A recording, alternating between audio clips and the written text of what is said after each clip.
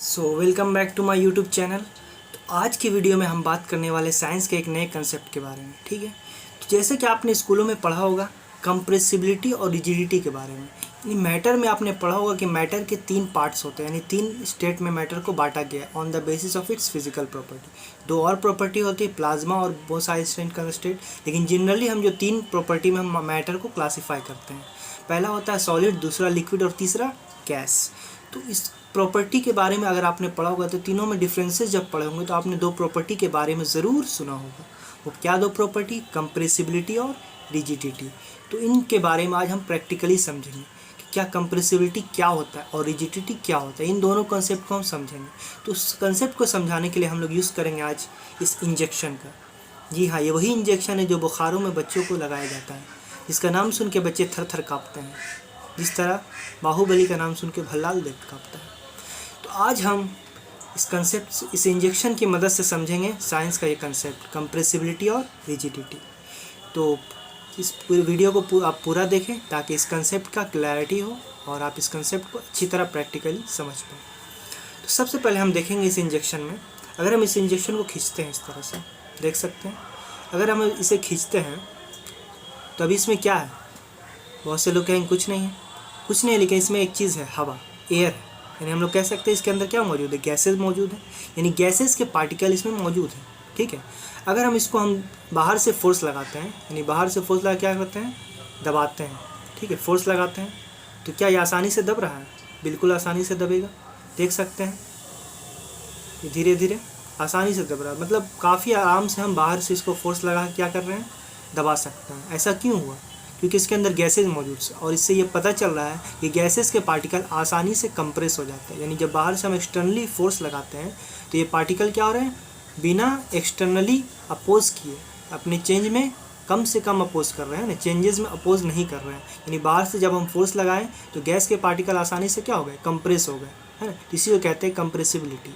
ठीक है, और ये जो चेंजिंग में कितना अपोज किया, यानी how much it oppose to change in its state, यानी अपने स्टेट में चेंजिंग का कितना ही अपोज कर। हालांकि देखा कुछ अपोज नहीं किया, अगर अपोज करता तो ये कम से कम चेंजेस होता। हालांकि हम आसानी से इसके वॉल्यूम को, शेप को हमने चेंज कर दिया इसमें इस तरह से फोर्स लगा के। तो इसका रिजिडिटी भी कम है और कंप्रेसिबिलिटी क्या काफ़ी हाई है। क्यों? क्योंकि आसानी से ये कंप्रेस हो गया। जितना ज़्यादा कंप्रेस उतना ज़्यादा कंप्रेसिबिलिटी। ठीक है, तो अब हम समझेंगे लिक्विड के बारे में। क्या लिक्विड गैस से ज़्यादा कंप्रेस होता है या कम कंप्रेस? उसके लिए हम लोग थोड़ा सा लिक्विड ले लेते हैं। ठीक है, तो हम लोग लिक्विड थोड़ा सा फिल कर लेते हैं।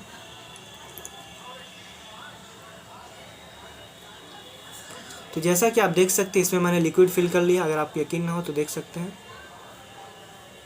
धीरे धीरे लिक्विड की बूंदें गिर रही हैं। ठीक है, तो देख सकते हैं अब हम इसको कंप्रेस करना चालू कर रहे हैं। तो ध्यान से देखिए, ये आसानी से कंप्रेस हो रहा है। क्या ये कंप्रेस हो रहा है? बिल्कुल आसानी से कंप्रेस हो रहा है, देख सकते हैं। तो इससे ये पता चल रहा है कि लिक्विड भी कंप्रेस हो जाता है, लेकिन गैसेस के मुकाबले ये थोड़ा डिफ़िकल्टी हो रहा है इसको कंप्रेस करने में। In comparison to gas, liquid जो है थोड़ा मुश्किल से बाहर में अगर इसका जो कंप्रेस करना है तो गैसेस के मुकाबले थोड़ा ज़्यादा फोर्स लगाना पड़ रहा है। इससे ये पता चला कि लिक्विड जो है कंप्रेस होता है, लेकिन गैस से थोड़ा सा कम कंप्रेस होता है। और जो कितना कंप्रेस कम होगा उतना ज़्यादा वो अपने चेंजिंग में अपोज कर रहा है, मतलब उसका रिजिडिटी क्या होगा? उतना ज़्यादा। हालांकि लिक्विड तो रिजिड नहीं होता है, लिक्विड और गैस को हम लोग फ्लूइड कहते हैं। ठीक है, रिजिड होता है सॉलिड, फ्लूइड मतलब जो फ्लो कर सकता है। तो हम लोग जानते हैं लिक्विड को हम जब एक जगह रखते हैं तो वो फ्लो करता है। अब हम लोग समझेंगे सॉलिड को, कि सॉलिड क्या है, देखेंगे सॉलिड के बारे में। तो इसमें हम लोगों ने इसके लिए एक सॉलिड का यूज़ किया है, यानी एक स्क्रू का यूज़ किया है जो कि एक सॉलिड होता है। अब इसको हम लोग कंप्रेस करके देखेंगे। तो हम लोग ध्यान से देखेंगे, जब हम एक्सटर्नली फोर्स लगा रहे हैं क्या इसके शेप में कोई चेंजेस आ रहा है? क्या इसका वॉल्यूम घट बढ़ रहा है? ऐसा कुछ देखने के लिए नहीं मिल रहा है। इससे ये पता चल रहा है कि सॉलिड जो है कंप्रेस नहीं होता है, सॉलिड इज़ इनकम्प्रेसिबल। इससे ये पता चल रहा है कि सॉलिड क्या है? इनकम्प्रेसिबल है। और इनकम्प्रेसिबल इसका मतलब अगर इसको हम चेंजेस, यानी इसका शेप चेंज करना चाह रहे हैं, क्या ये चेंज हो रहा है? नहीं हो रहा है। इससे ये पता चल रहा है कि अपने चेंजिंग का अपोज कर रहा है। और जो जितना ज़्यादा अपोज करेगा यानी अपने चेंजिंग में जो अपोज करता है वो हाईली रिजिड होता है। इसीलिए हम लोग सॉलिड को कहते हैं रिजिड और लिक्विड और गैस को फ्लूइड कहते हैं। तो इससे आज के वीडियो से आपको एक कंसेप्ट ज़रूर क्लियर होगा, कंप्रेसिबिलिटी क्या होता है, रिजिडिटी क्या होता है, और सॉलिड लिक्विड गैस में कौन ज़्यादा कंप्रेसिबल है और कौन कम है, और कौन ज़्यादा रिजिड है और कौन फ्लूइड है। ठीक है, आई होप आपको ये मज़ा आया होगा।